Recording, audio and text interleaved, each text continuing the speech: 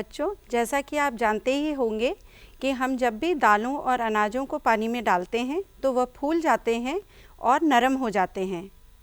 यहाँ पर आप देख सकते हैं कि कुछ सूखे अनाज या सूखे दालें, और इनको जब पानी में डाला जाता है तो वह फूलकर इस तरह दिखाई देते हैं।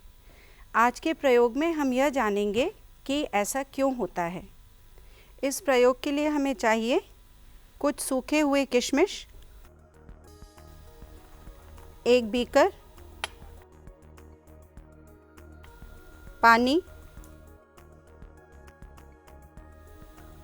एक पेट्री डिश, एक चिमटी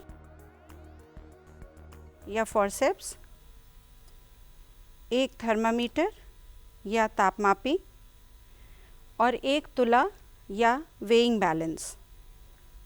जैसा कि आप जानते हैं कि किशमिश सूखे अंगूरों से बनी होती है और इसमें पानी की सांद्रता बहुत कम होती है।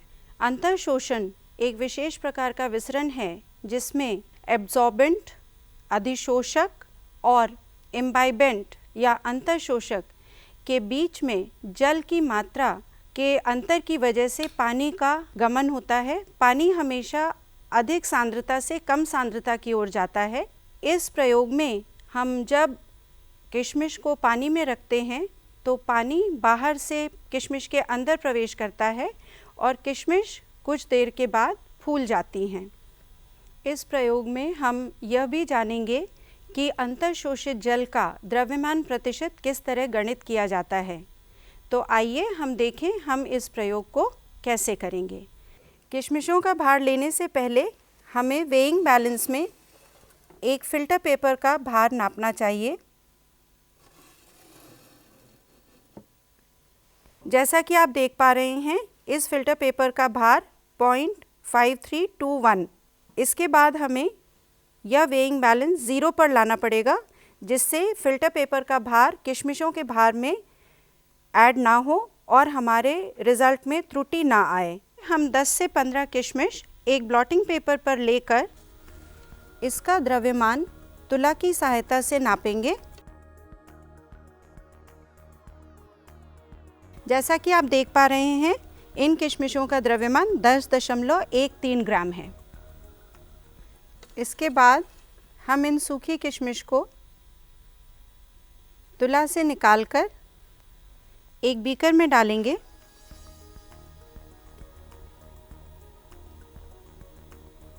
और इनको पानी में भिगो देंगे।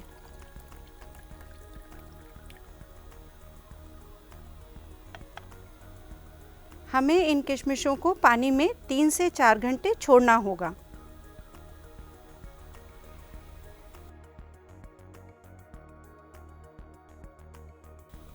जब हम 3 से 4 घंटे बाद इन किशमिशों को देखते हैं तो हम पाते हैं कि यह किशमिशें फूल गई हैं।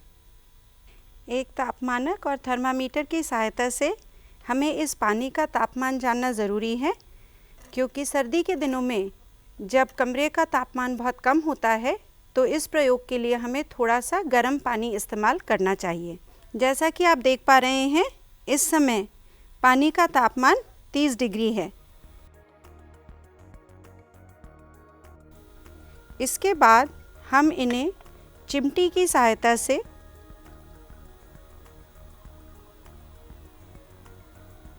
पेट्री डिश में निकालेंगे। इन फूली हुई किशमिशों को अब हम एक ब्लॉटिंग पेपर पर रखेंगे और एक दूसरे ब्लॉटिंग पेपर की सहायता से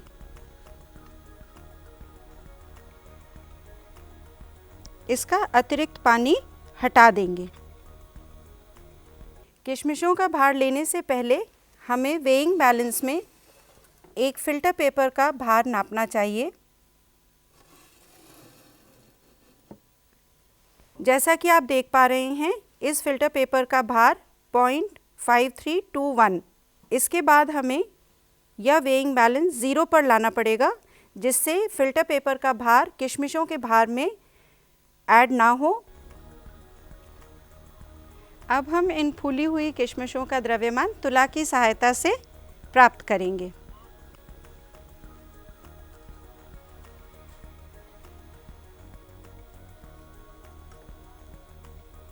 जैसा कि आप देख पा रहे हैं, इन फूली हुई किशमिशों का द्रव्यमान 13.8 ग्राम है। इन फूली हुई किशमिशों को अब हम बाहर निकालेंगे।